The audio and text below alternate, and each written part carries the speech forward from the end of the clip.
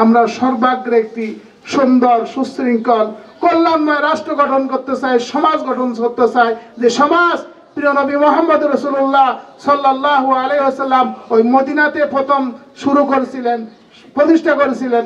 এরপরে সারা বিশ্বের তৃতীয় অংশ ইসলামী হুকুমত প্রতিষ্ঠিত হয়েছিলেন, যেখানে মানুষের যে 5টি অধিকার নিয়ে মানুষ জন্মগ্রহণ করে। একজন মানুষ তার 5টি মৌলিক অধিকার নিয়ে জন্মগ্রহণ করে। এর মধ্যে 1 নম্বর হলো সে খাদ্য, বস্ত্র, বাসস্থান, শিক্ষা, চিকিৎসা। এই 5টি হলো মানুষের মৌলিক অধিকার। রাষ্ট্র এই অধিকারগুলো কি করবে? পূরণ করবে, রাষ্ট্রের দায়িত্ব। কিন্তু দুর্ভাগ্যজনক হলো সত্য, আমাদের রাষ্ট্র আমাদেরকে সেই অধিকার থেকে বঞ্চিত করেছে। গুটি কয়েক মানুষের হাতে রাষ্ট্রের সকল সম্পদ কুক্ষিগত করে আজ ওই ফ্যাসিস্টরা তাদের প্রভুদেশ, তাদের নানার বাড়িতে পালিয়ে গিয়েছে। আমরা চাই না সেই ফ্যাসিস্ট আবার ফিরে আসুক। আমরা এই সুন্দর জনপদকে একটি অত্যন্ত সুশৃঙ্খল জনপদ হিসেবে করতে চাই। সে গড়তে হলে আপনাদেরকে দরকার, সে গড়তে হলে ইসলামের আলোকে গড়তে হবে, সেই সমাজ গড়তে হলে নবী মুহাম্মদ রাসূলুল্লাহ সাল্লাল্লাহু আলাইহি ওয়াসাল্লামের আদর্শে আমাদেরকে গড়তে হবে।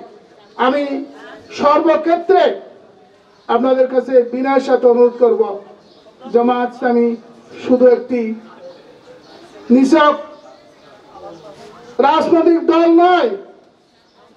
জামাত ইসলামী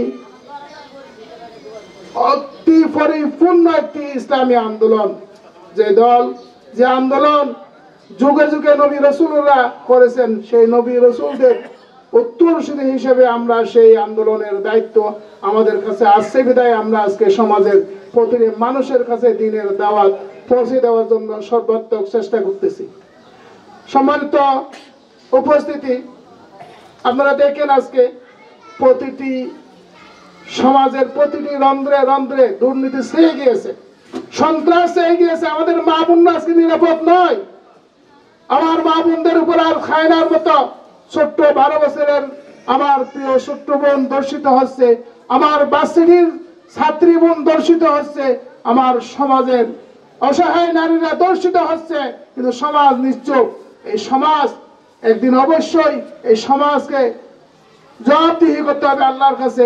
যারা এই সমস্তগুলো ঘটাচ্ছে তাদেরকে সামগ্রিকভাবে সম্মিলিতভাবে আমাদেরকে প্রতিরোধে এগিয়ে আসতে হবে। আমাদের প্রতিটি মানুষের জান মাল রক্ষা করা আমাদের ইমানি দায়িত্ব।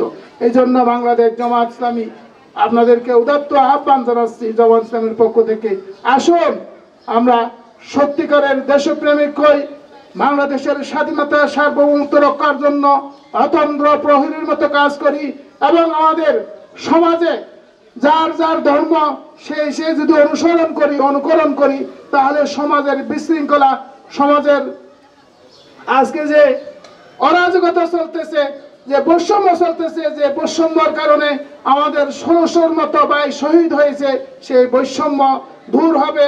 এবং যেখানে ফ্যাসিস্ট মাথা ছাড়া দিয়ে উঠবে সেখানে আমাদেরকে গণবিপ্লব তৈরি করতে হবে, সেখানে আমাদেরকে ঝাঁপিয়ে পড়তে হবে, সেখানে আমাদের প্রশাসনের সহযোগিতা নিতে হবে, সেখানে আমাদেরকে প্রতিরোধ গড়ে তুলতে হবে ইনশাআল্লাহ। সম্মানিত বন্ধুগণ, সম্মানিত উপস্থিতি, আমরা এই পবিত্র মাহে রমজান মাসে যারা ইসলামের বিরুদ্ধাচরণ করে, যারা সমাজে ফাসাদ সৃষ্টি করে, তাদেরকে হুঁশিয়ার করে দিতে চাই, বাংলাদেশে আর সেই ফ্যাসিস্টদের শাসন আসবে না।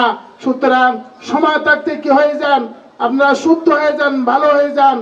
কারণ এমন ফ্যাসিস্ট আজকে পালিয়ে গেছে। আপনারা দেখেন, এমন কোন পৃথিবীতে নজির নাই যাদের 300 জন এমপি এবং 50 জনের মতো মন্ত্রী, একজন লোকও আজকে আমাদের পাশে নাই, একজন লোকও বাংলাদেশে নাই।